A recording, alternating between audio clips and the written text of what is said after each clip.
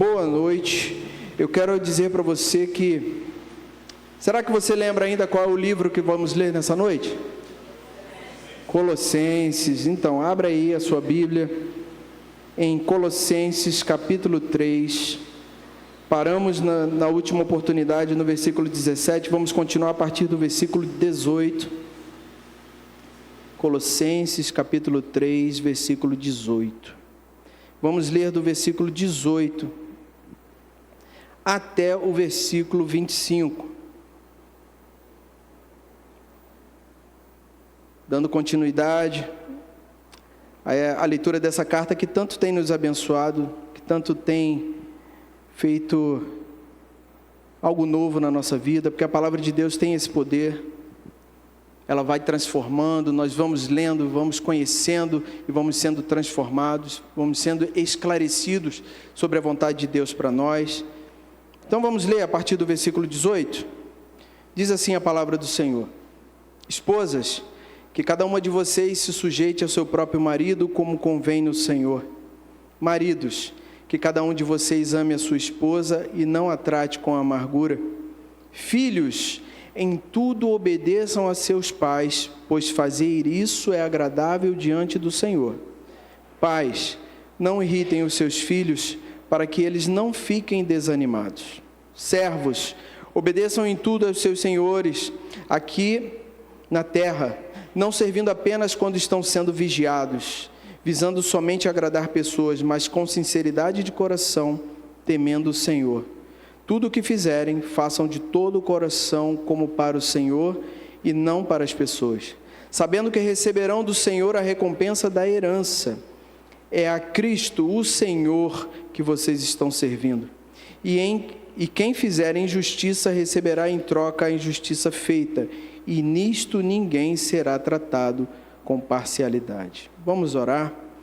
Amado Deus e Pai, louvamos o Teu nome pela Tua palavra essa que nos abençoa, que nos exorta, nos consola. Te pedimos nessa noite que não seja diferente, que o Teu Espírito Santo tenha liberdade e fale aos nossos corações, nos ensinando, aplanando os nossos caminhos. Ó Deus, que possamos viver como aqueles que realmente, ó Deus, vivem uma novidade de vida em Ti. Possamos aprender, Deus, aquilo que Tu deseja para a nossa vida, para a nossa casa, para a nossa família. Te louvamos e Te agradecemos em nome de Jesus. Amém e amém. Meus irmãos, como nas semanas anteriores viemos falando sobre essa carta, falando sobre as dificuldades que aquela igreja estava passando, com aqueles ataques, com os falsos ensinos, falamos muito sobre aquilo que a gente deveria fazer morrer, sobre aquilo que a gente deveria abandonar, mas também ouvimos muito sobre aquilo que a gente deveria nos revestir, passar a praticar, né? E falamos sobre o fruto do Espírito Santo, as qualidades, as virtudes do fruto do Espírito Santo, para que eu e você pudéssemos ser cada dia mais cristãos verdadeiros, conforme a vontade de Deus. Falamos também que no trato, no relacionamento entre irmãos, entre marido e mulher, entre família, entre amigos de trabalho, é necessário, Paulo fala que era necessário que aquela igreja pudesse suportar uns aos outros, ou seja, dar suporte, e também perdoar uns aos outros. Bem diferente da prática da velha criatura, bem diferente da prática da antiga natureza, onde Paulo falava que era necessário deixar de lado a ira, a maledicência, né, aquele trato áspero com as pessoas. Uma nova vida requer de nós novas atitudes. E Paulo vem dizer que é necessário que a gente possa dar suporte ao outro, que a gente possa perdoar aquele que está próximo de nós. Coisa maravilhosa é aquilo que Deus faz em nós, quando o Espírito Santo de Deus está à frente, quando Ele está no controle das nossas vidas.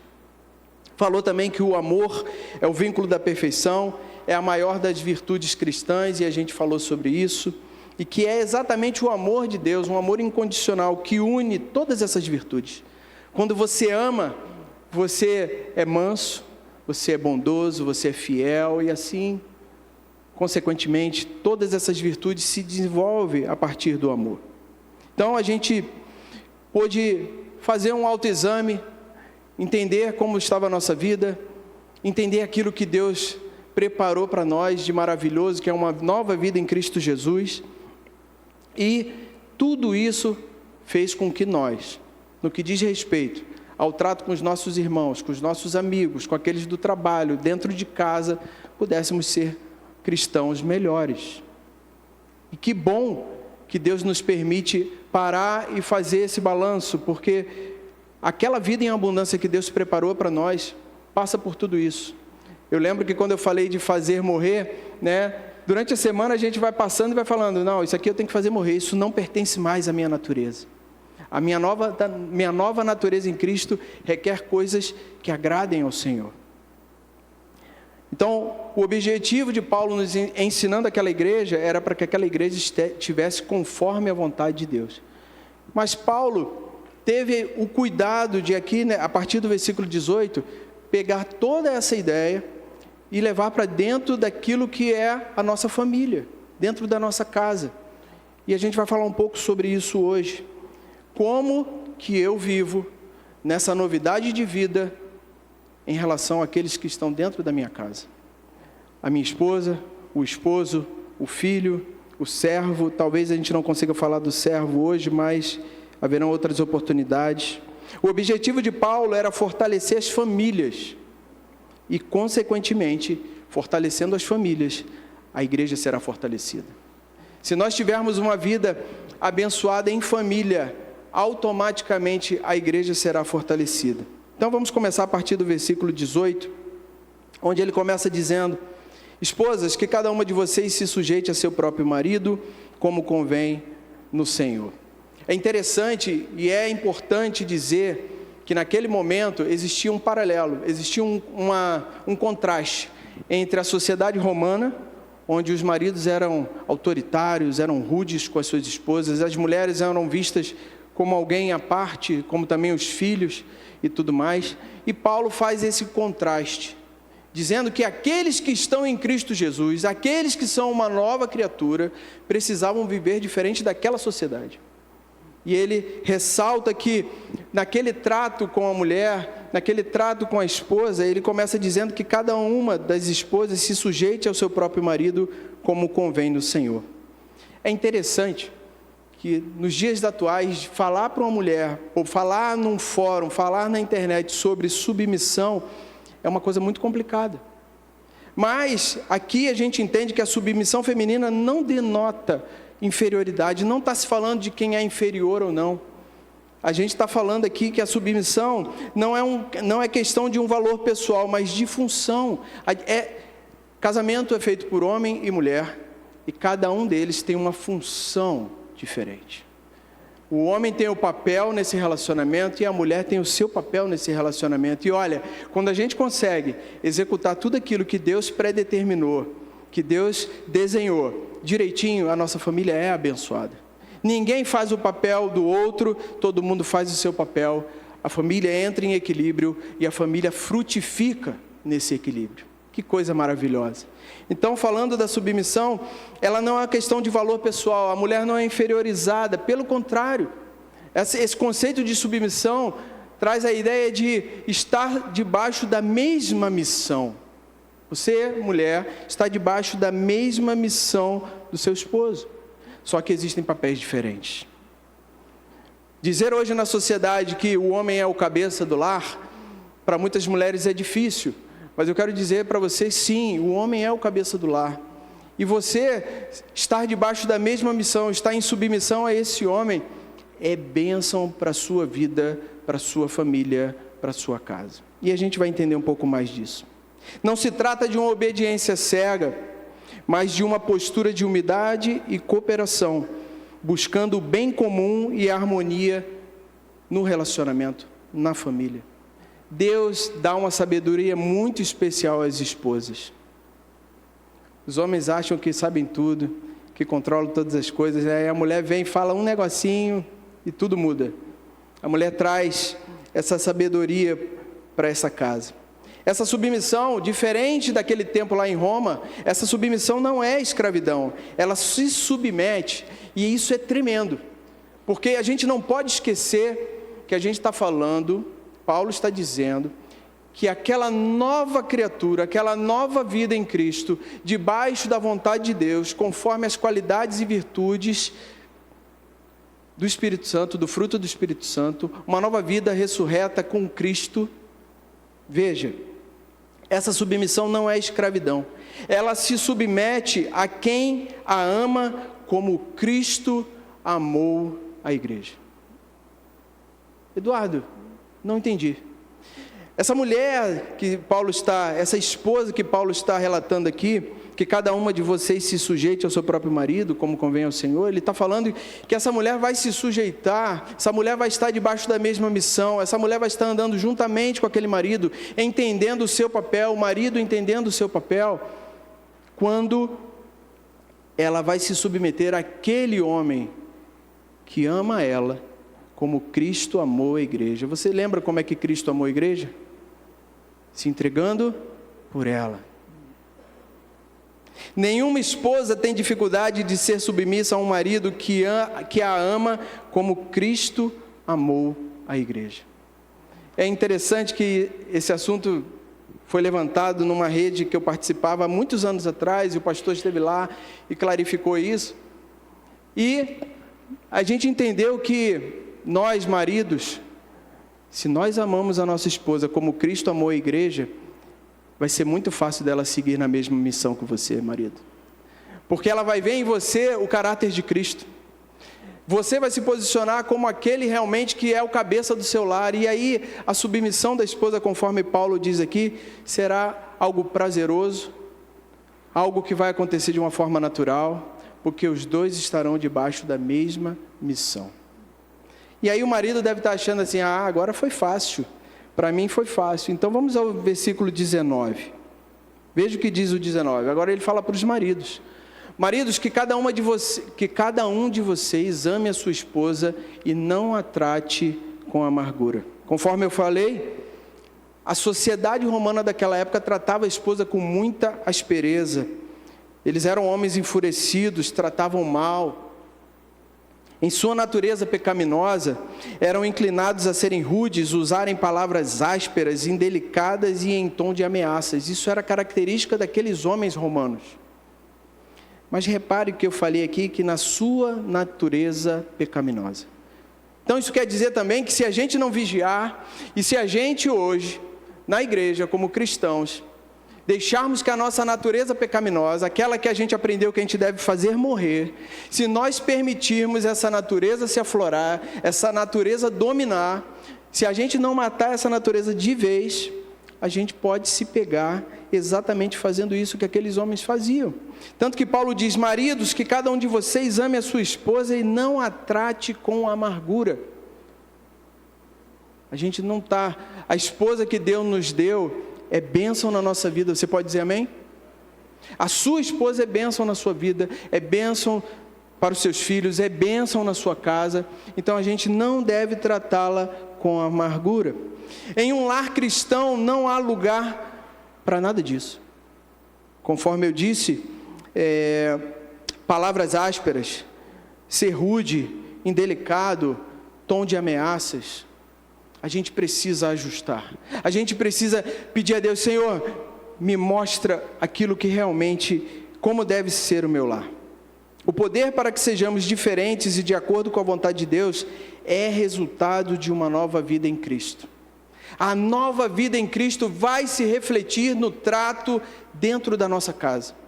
A nova vida em Cristo, conquistada para nós em Cristo, vai fazer diferença no trato entre marido e esposa dentro de casa.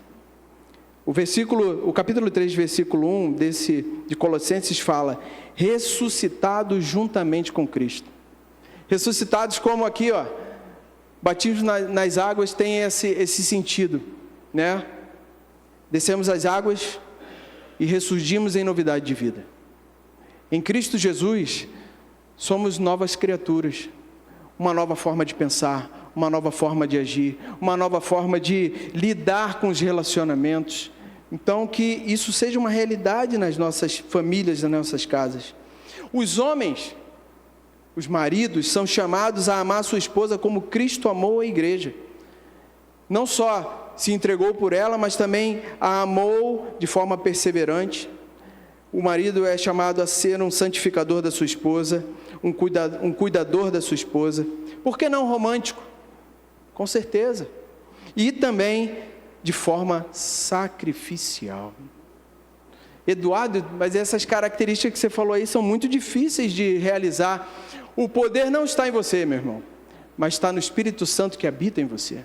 Ele pode transformar a forma de falar, a forma de agir, as expectativas. Tudo pode ser transformado no poder do Espírito Santo. O amor do marido à esposa o impede de agredi-las com palavras e atitudes, ou seja, tratar com amargura. O marido deve ser como um bálsamo na vida da esposa, aquele que alivia tensões, um amigo presente, aquele que vive a vida comum do lar, servindo e protegendo a esposa. Querido, amar não é um sentimento, amar é atitude. Você, como marido, precisa ter atitude.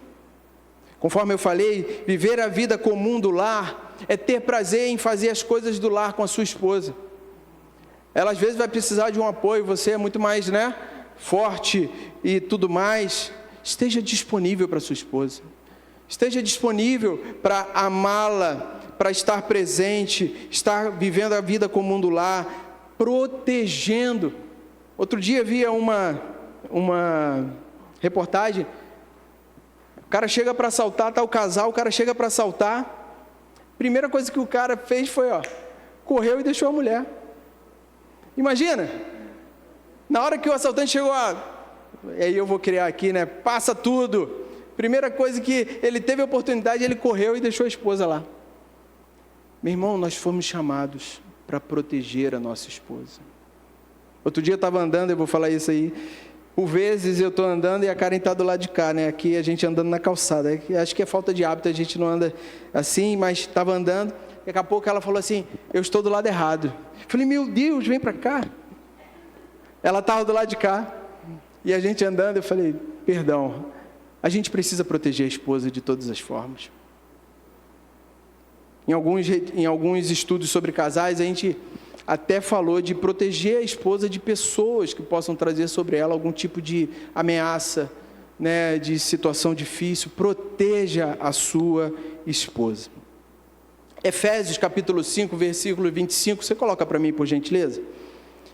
É um texto que também fala sobre isso. Em Efésios capítulo 5, deixa ele colocar para a gente, que eu vou ler juntamente com você. Olha o que é que diz: maridos, que cada um de vocês ame a sua esposa como também Cristo amou a igreja e se entregou por ela. Pode seguir, por favor. Para que a santifique, tendo-a purificado por meio da lavagem de água pela palavra. Pode seguir? Para apresentar a si mesmo como igreja gloriosa, sem mancha, nem ruga, nem coisa semelhante, porém santa e sem defeito. Versículo 28. Assim também o marido deve amar a sua esposa como ama o próprio corpo. Quem ama a esposa, repita comigo, você pode repetir comigo? Quem ama a esposa, ama a si mesmo. Louvado seja Deus. Cristo amou a igreja e se entregou por ela para a santificar. Esposo, estou falando para você, mas estou falando para mim. É minha e sua responsabilidade santificar a nossa esposa. É dar condições, eu falei aqui, nos anúncios, que se você possa prover condições para sua esposa estar aqui no encontro feminino, você está ajudando nisso. Crie possibilidades para que a sua esposa tenha uma vida devocional. Crie momentos, seja um facilitador para a sua esposa ter vida com Deus. Vai ter um evento de mulheres, faça tudo o que for possível para que ela esteja participando. Porque quanto mais próximo de Deus, quanto mais ela conhecer de Deus, será uma esposa melhor ainda. E isso é minha e sua responsabilidade. O culto no lar, sabe de quem é a responsabilidade, irmão? Você sabia? É nossa. Nós somos os sacerdotes do nosso lar. Então, que você possa prover isso também, uma vez lá na semana, você possa fazer um culto na sua casa, trazendo a palavra, ministrando sobre a sua família, sobre a sua esposa, sobre os seus filhos. Somente mediante sua união com Cristo e pelo poder da ressurreição, o marido cumprirá o seu papel como deve. Pela força do seu braço?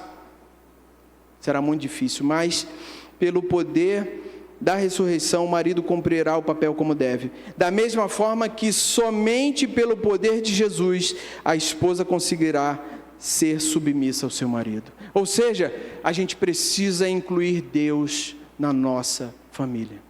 Para que o marido cumpra o papel dele, a gente precisa de Deus na família. Para que a esposa cumpra o papel dela, a gente precisa ter Deus na família.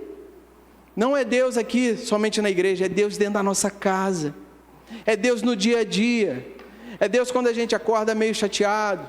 É Deus quando o dia é muito bom. É Deus quando o dia também não é tão bom assim. Que Deus esteja presente dentro da nossa casa. É Deus com as boas notícias, mas também com as dificuldades e com as notícias que não são tão boas assim. Que Deus esteja permeando toda a nossa casa em todo o tempo. E marido fazendo o seu papel e esposa fazendo o seu papel. Porque há famílias onde tem filhos. E agora a gente vai falar dos filhos. Versículo 20, por favor, de Colossenses, capítulo 3. Para você que é filho, você que é marido hoje, se você tem pais vivos, você é filho. Então, também é para você. Filhos, em tudo obedeçam aos seus pais, pois fazer isso é agradável diante do Senhor. Na versão NVI diz: filhos, obedeçam aos seus pais em todas as coisas, pois isso agrada ao Senhor. Você, filho, quando você obedece a Deus, tem um monte de filho olhando para pai aqui, ó. Quando você, filho, obedece a Deus, você está agradando ao Senhor.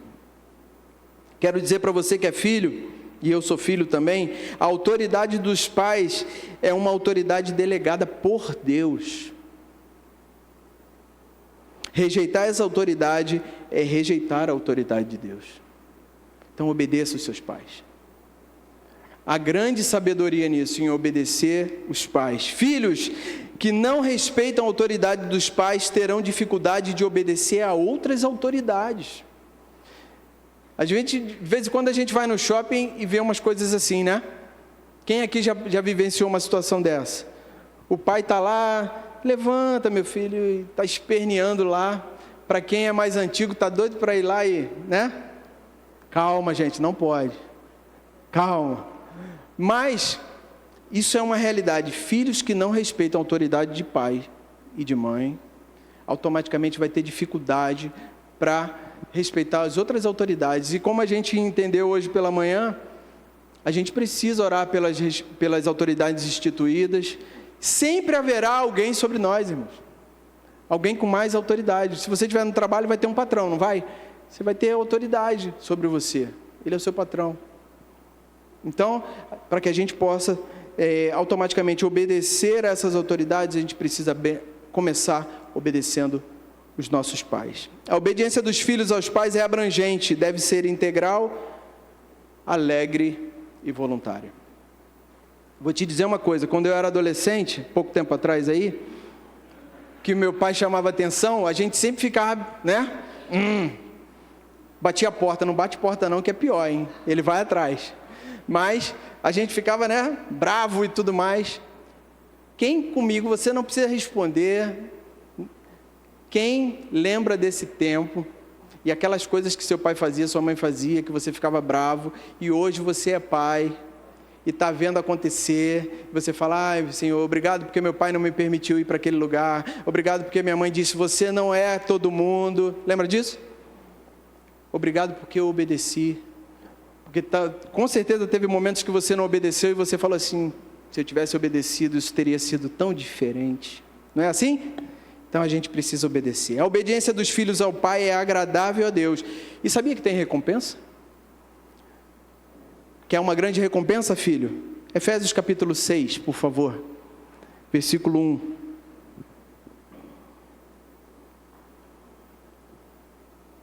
Olha o que diz a palavra do Senhor lá em Efésios. Filhos, obedeçam a seus pais no Senhor, pois isso é justo. Versículo 2. Honre o seu pai e a sua mãe, que é o primeiro mandamento com promessa. Pode seguir. Para que tudo corra bem com você e você tenha uma longa vida sobre a terra. Você quer ter longevidade? Você quer ter bênção do Senhor sobre a sua vida? Honre os seus pais. Obedeça os seus pais. Isso é algo maravilhoso. Filho, a sua relação com Deus não poderá estar bem se a sua relação com seus pais não estiver bem. Quer viver a totalidade da presença de Deus na sua vida? Esteja bem com seus pais. Esteja obedecendo os seus pais. Esteja agradando a Deus. E Deus há de se revelar de forma maravilhosa sobre você. Versículo 21 do capítulo 3. Mas da mesma forma que o filho tem que obedecer os pais, o pai também tem que fazer algumas coisas. Pais, não irritem os seus filhos, para que eles não fiquem desanimados.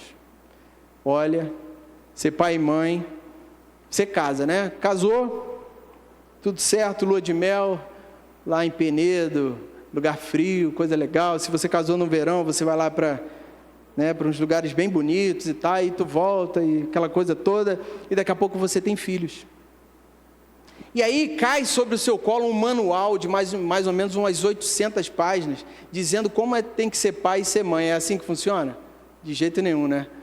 A gente começa a ser pai e ser mãe, e tem situações que a gente não sabe como lidar, não sabe como fazer, mas eu quero te dizer que Deus, Ele prepara tudo direitinho para que a gente possa saber lidar. E aqui Ele está dizendo para nós, pais, que não irritemos os nossos filhos. Conforme falamos na carta de Colossenses, a nossa natureza antiga, ela é caída.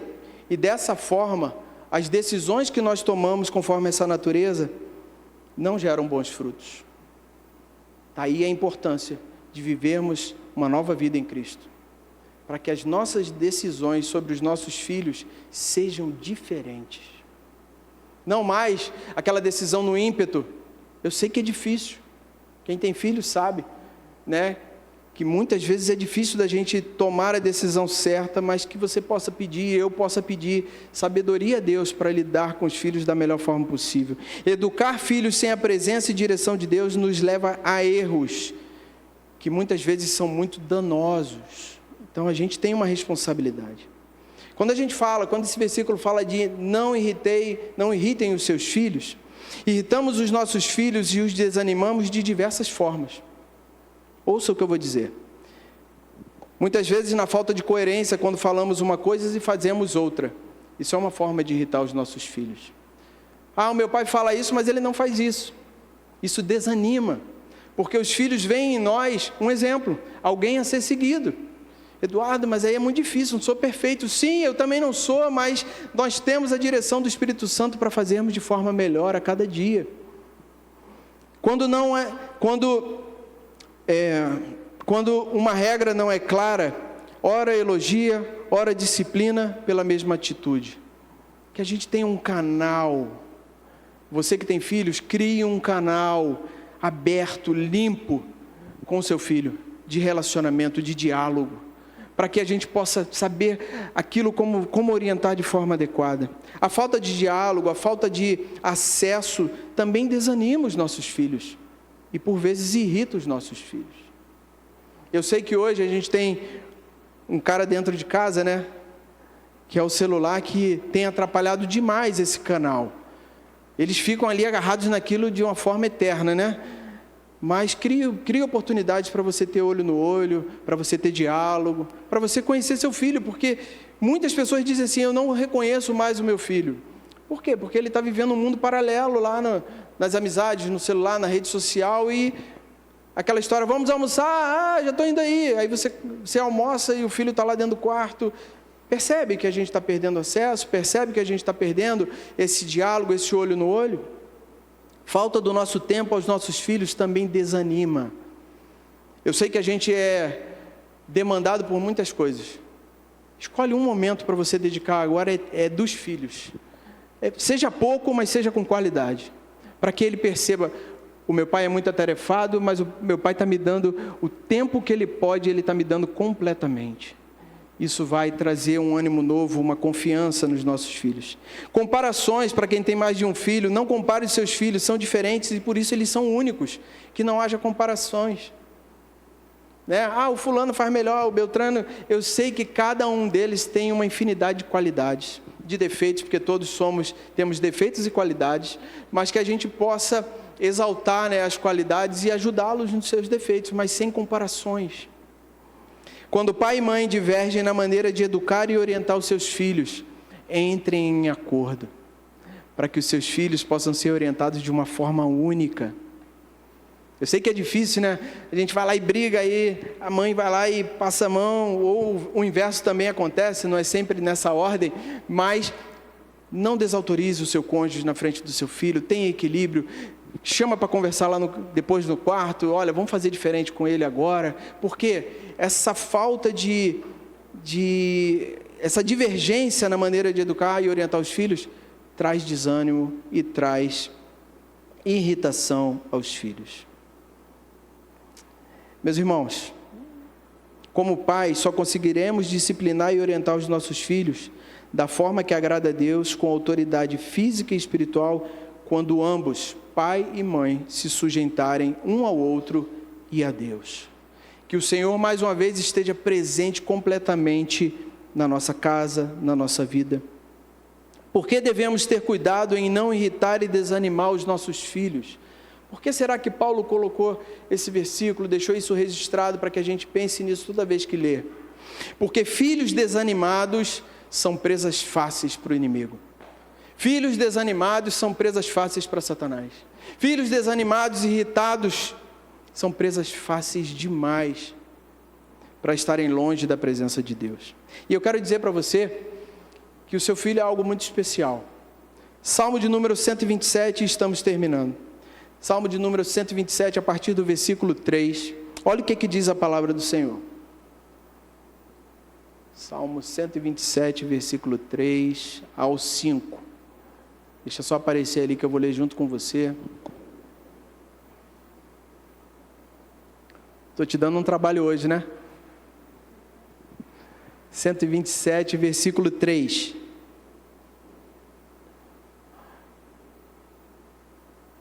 Isso. Veja o que diz a palavra. Herança do Senhor são os filhos, o fruto do ventre, seu galardão. Versículo 4. Como flechas na mão do guerreiro, assim são os filhos da sua mocidade. Versículo 5. Feliz o homem que enche deles a sua aljava, não será envergonhado quando enfrentar os seus inimigos no tribunal. Filhos são presentes. Ah, mas me dá muito trabalho. Olha, fulano dá muito trabalho. Fulano, meu Deus. Aí, olha a gente comparando. Mas Beltrano era mais tranquilo. Mas cada um é de uma forma. Se você tem irmãos, você não é igual ao seu irmão. Não é assim que funciona? Invista tempo com seus filhos, eles perpetuarão a sua família. Se Deus estiver pertencendo à sua casa, se você estiver dando frutos dessa presença de Deus, em acordo com a sua esposa, com o seu esposo, os seus filhos vão repetir isso para a próxima geração. Vão repetir, irmãos, porque a gente repete muitas coisas dos nossos pais, não é verdade? Então, se nós repetimos automaticamente muitas coisas, se a nossa casa hoje for uma casa repleta da presença de Deus, automaticamente os nossos filhos vão buscar ter uma casa repleta da presença de Deus. Se os nossos filhos verem uma mãe submissa na mesma missão, debaixo da mesma ideia do pai, eles vão buscar uma esposa que também seja submissa. Eles vão buscar uma esposa que vai seguir na mesma missão. Se os filhos verem um pai que honra a sua mãe, que cuida da sua mãe, que protege, automaticamente eles farão de tudo para serem conforme o seu pai foi. Percebe que tudo vai depender daquilo que nós estamos vivendo hoje, para que os nossos filhos tenham vidas e famílias abençoadas? Feliz é o homem que tem filhos.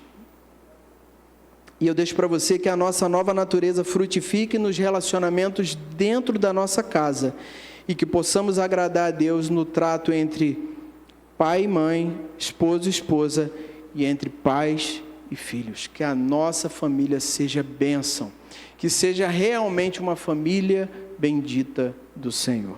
Amém? Vamos ficar de pé.